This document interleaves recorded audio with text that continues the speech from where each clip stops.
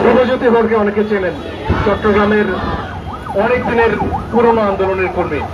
জুলাইয়ে যখন তার সাথে কথা হচ্ছিল তখন তিনি বলেছিলেন যে এখন এমন একটা সময় যখন আসলে কে জামাত কে শিবির এটা ভাবার সময় ছিল না। শিবিরের পাশাপাশি দাঁড়িয়ে জুলাইয়ে চট্টগ্রামের মানুষ লড়াই করেছেন।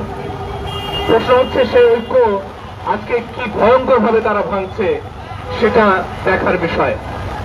ধ্রুবদা বলছিলেন শ্রীকান্ত জুলাইয়ে ছাত্রলীগের হামলায় মাথায় 5টা সেলাই পড়েছিল, তাকে ধরে নিয়ে হাসপাতাল নেওয়ার সময় ধ্রুবদা সেখানে ছিলেন।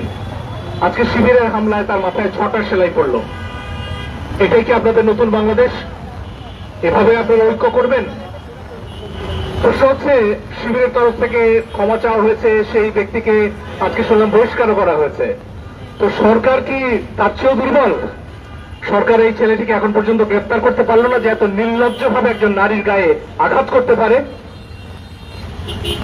আমরা দিনের পর দিন বলছি মাজারে হামলা হচ্ছে, মব তৈরি হচ্ছে।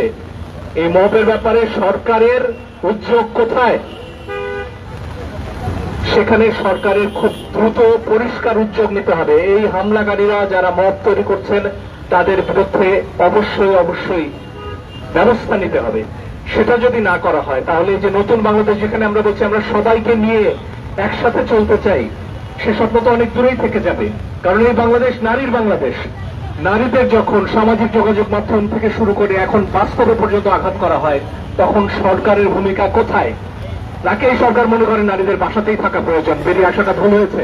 তাহলে তো আমাদের জোরেও বেরিয়ে আসা ভুল হয়েছিল।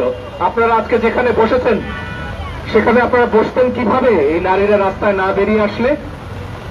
তাই নারীদের জন্য নিরাপদ সাইবার স্পেস, একই সাথে নিরাপদ রাজপথ নিশ্চিত করার দায়িত্ব এই সরকারের।